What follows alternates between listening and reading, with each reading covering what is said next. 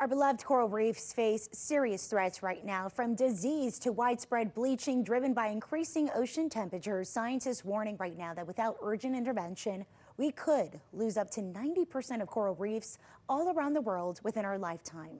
Florida's coral reef is the third largest barrier reef in the world.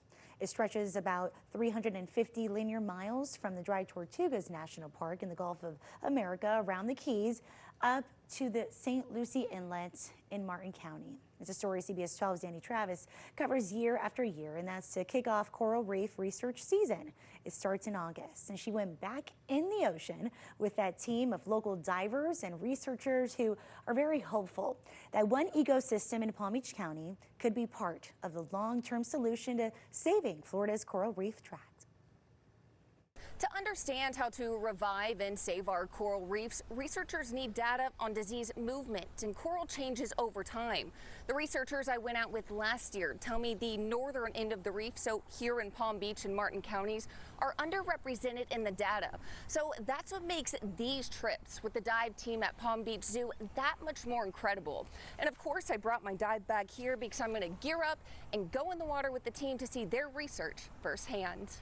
At a dive site just 3 miles off the coast of Palm Beach, this team of researchers are saving wildlife in wild places. The site that we're going to, we've dove the last few years, and so it's going to be a really great opportunity for us to see what's going on, what's changed since last year. Data from last year's coral research season showed positive change in the 41 sites surveyed in Palm Beach and Martin counties. This is out of 613 total sites surveyed along Florida's coral reef tract last season.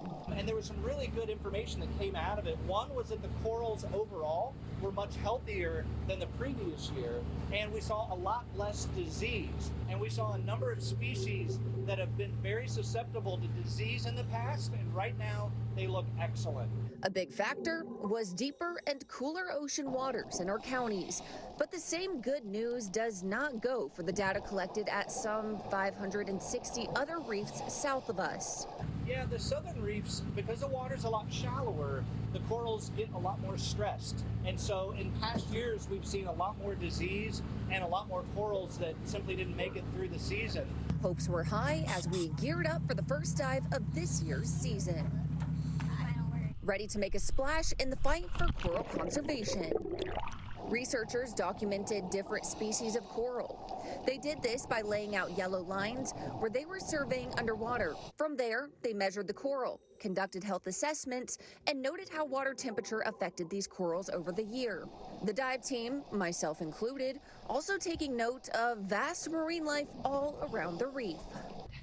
That was absolutely incredible. So we were down there for about 45 minutes at 60 feet, and the coral was so vibrant. We saw fish of every color. We saw multiple nurse sharks, multiple moray eels, and a giant stingray. It was mind-blowing. And while I thought that was cool, we'll let the data speak for itself. Those animals depend on a healthy coral reef in order for their livelihood. So seeing them tells us that the whole reef ecosystem is doing great.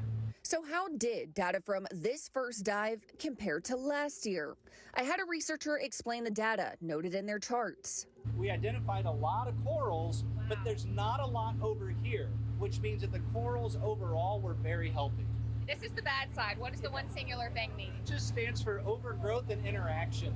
So what that means is that there was another animal that was on the bottom.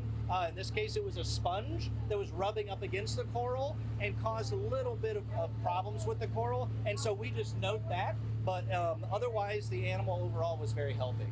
A healthy reef ecosystem doesn't just affect the inhabitants underwater. A lot of people, unless they're scuba divers, unless they're going out and seeing it with their own eyes, it's a little out of sight, out of mind. But every other breath we take comes from healthy coral reef ecosystems. So we depend on them whether or not we know that they're there. Isn't that just incredible stuff. Now, I want to point out that all of that underwater video that we just saw was shot by me on a GoPro, but it doesn't even begin to do it justice compared to actually seeing it in person. So from now through the end of October, the Palm Beach Zoo dive team will go out on these dives every other week. So that's because this is the time of the year when the ocean's waters are at their hottest temperatures and best for gathering new data. Reporting in the studio, I'm Dani Travis, CBS 12 News.